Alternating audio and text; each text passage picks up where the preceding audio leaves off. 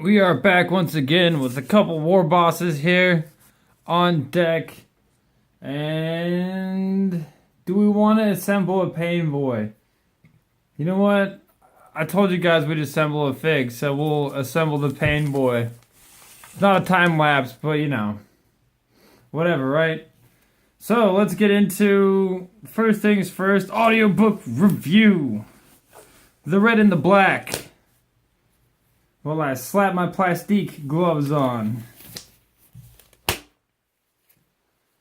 Red and the Black is an excellent audiobook featuring the Adeptus Sororitas, Ave Imperatoring all over the place. I think it's a fantastic little creation by the Black Library. There's a civilization that has been uncontacted by the holy forces of the Imperium. And I think I just took a very important piece of my glue off. Oh well. The planet has been uncontacted by the Imperium for a long time, and they're supposedly loyal when they have discovered that there is some possible heresy afoot.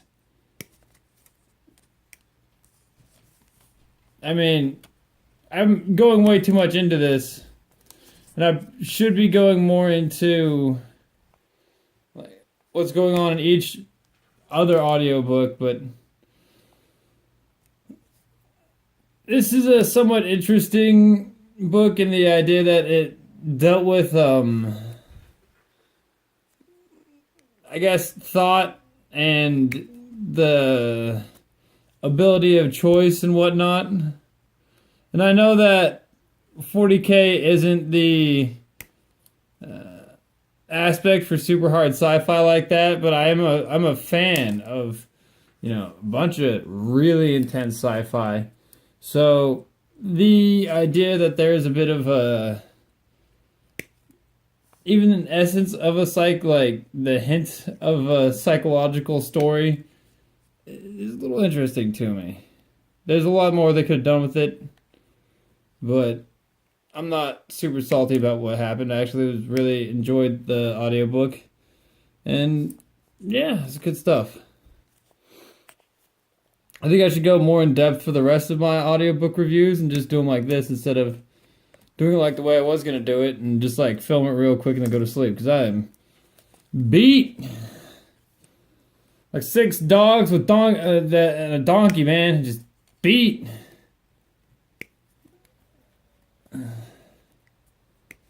So,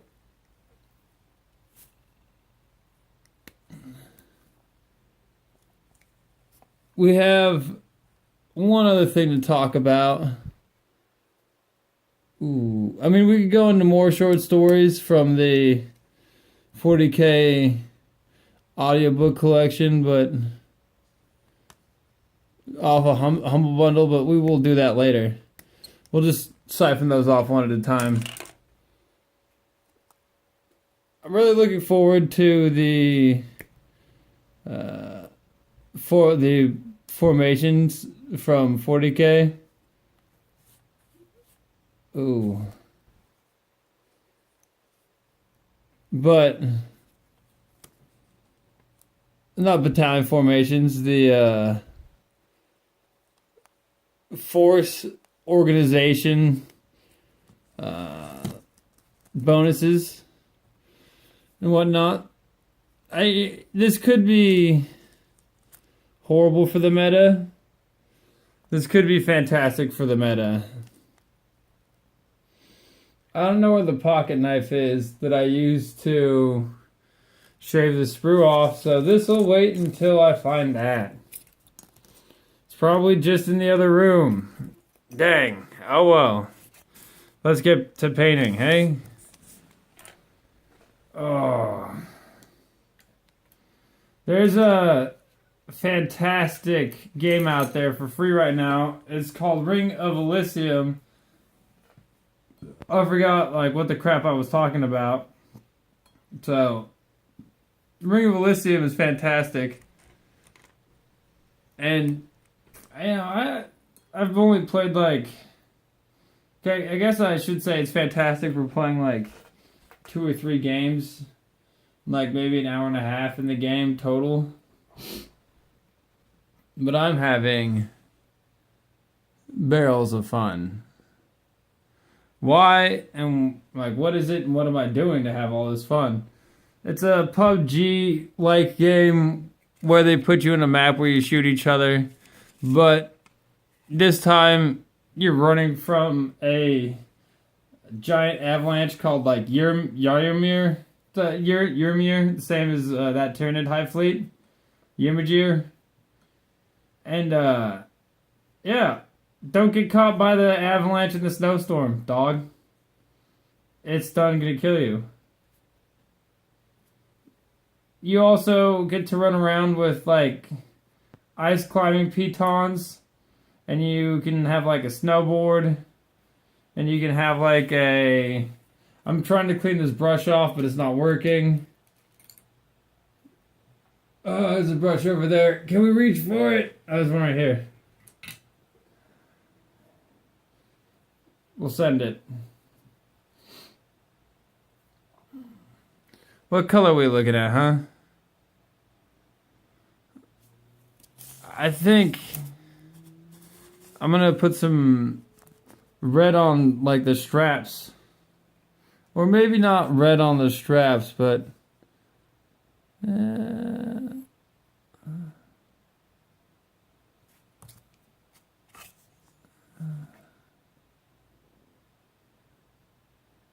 we can do the leathers. I think he's gonna be all black leather. He's gonna be not. So we'll get him started. I think I'm gonna leave this guy as a bad moon. I was thinking about trying to change him, but nah. And that's actually what we'll do, is we'll touch up his yellow. Oh. The, fantastic. Sorry, my knees are just shot. My knees are dustad.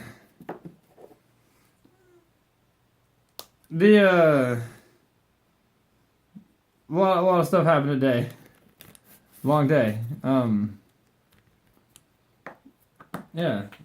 When you run from Ymir, you end up interacting with people a lot faster because it shows you into people a lot faster. The reason that you're running from the thing is a lot more understandable instead of just like this amorphous blue thing. You're running from a giant snowstorm of death. And there's only like 4 seats on the thing, right? So like you're running from this snowstorm of death, demise, and everything. That's me tapping some paint out. While you're running from Ymir, you're getting some shots in. And I've gotten a lot more action in that game than I ever had in PUBG. Like, I've shot more people to death in that game than I shot to death in multiple games of PUBG. I mean, like, I can, with all those games, there's a certain inherent flaw that comes with somebody like myself who's a 0.5%, gamer that I'm played like 4 games. I'm in the top 20%. I've been in the top 10 all time. Let's cut that back. I've been in the top 5 every time but 1 in my 4 games, which is okay. So three of my 4 games, top 5, and I've won 1 so far. And that was my first one out. So the problem is I could just stealth through and not actually fight anybody. I can just use superior stealth skills and guarantee top 5 spots.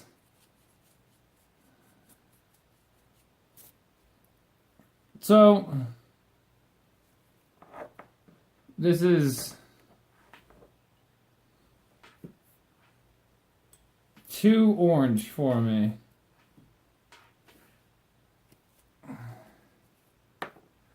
This is the order we're working. Well, yeah, that's the order we're working with.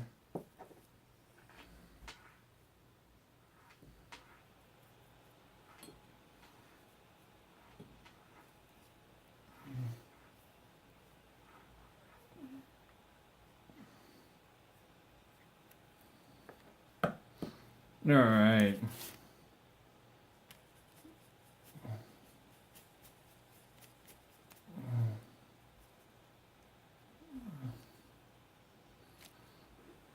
All right. That's what we're looking for. A nice warm yellow.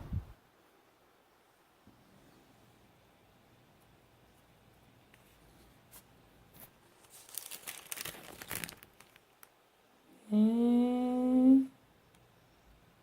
if we can edge it in for you guys. Yeah, there we go. Nice, some nice warm shit that reaches out and says, "This is a blanket of yellow. You find me made of leaves on the right day in the fall, and you sleep in it." You know what? Yes, I did just smoke a joint. Of course. But look at this fantastic yellow. Does it not scream just... Ugh. This is a fantastic shade. However, you know... Oh, that's gonna... it's gonna go so well over the top. It's gonna bring it out so much. Man, this is gonna be fucking great. Sorry. Regal Lithium is similarly great, but I'm pretty satisfied with this.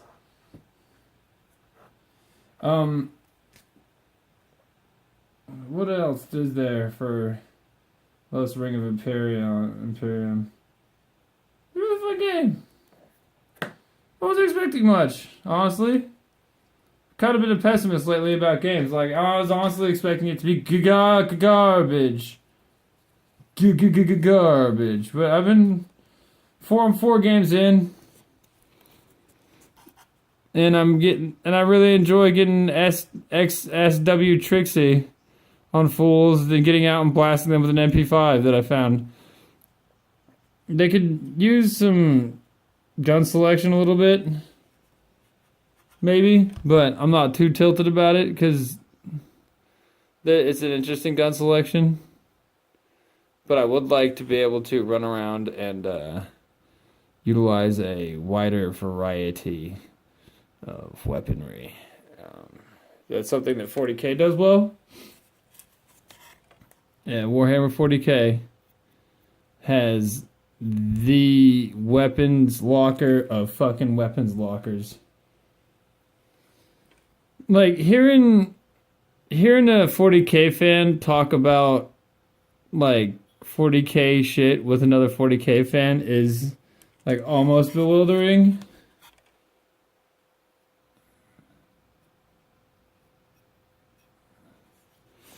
Like, if you're not into it, they're like... I don't know what the Cataphoron Destroyer's guns is, actually. I forgot, but, like...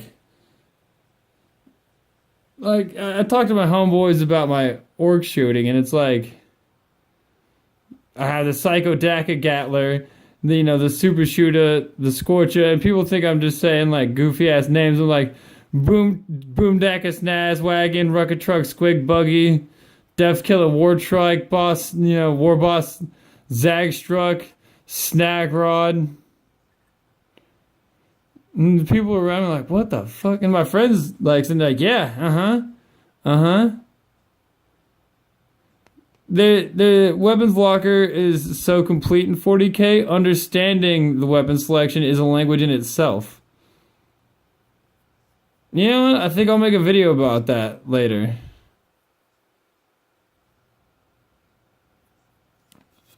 Man, this is gonna be sick.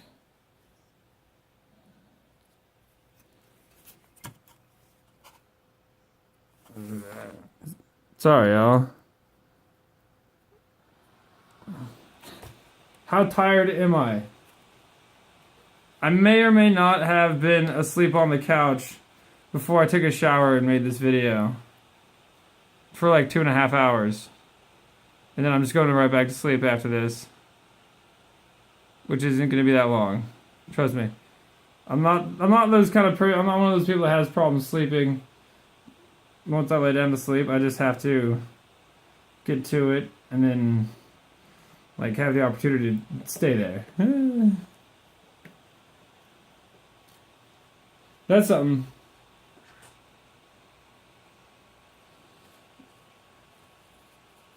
The 40K, yeah, just the, like, alright, perfect example is my Plague Marines.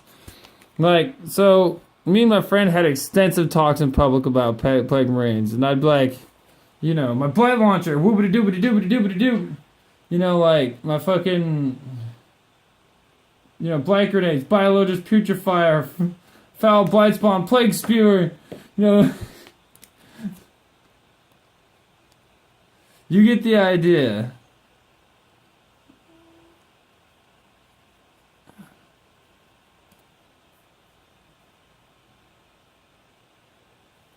You get the idea. That's a bit hefty on the paint there.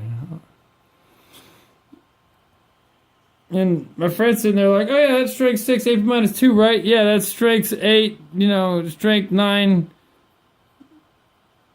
AP minus, you know, yeah, you know, D3. And while I'm sitting there saying something crazy, like Malignant Plaguecaster, you know, oh, that staff, yeah, you know, it's plus 2, AP minus 2, damage D3. I think it's actually plus 1. Yeah. And this is just Greek to people. And that is, you know, something that's attractive about games. It's like, how much stuff is there in this game?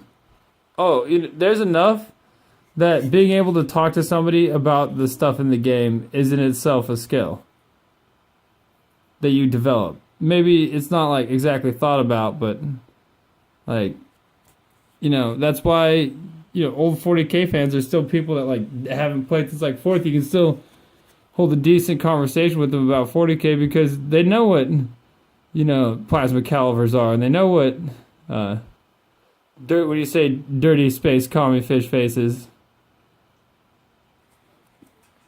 or you say, you know, space heretics.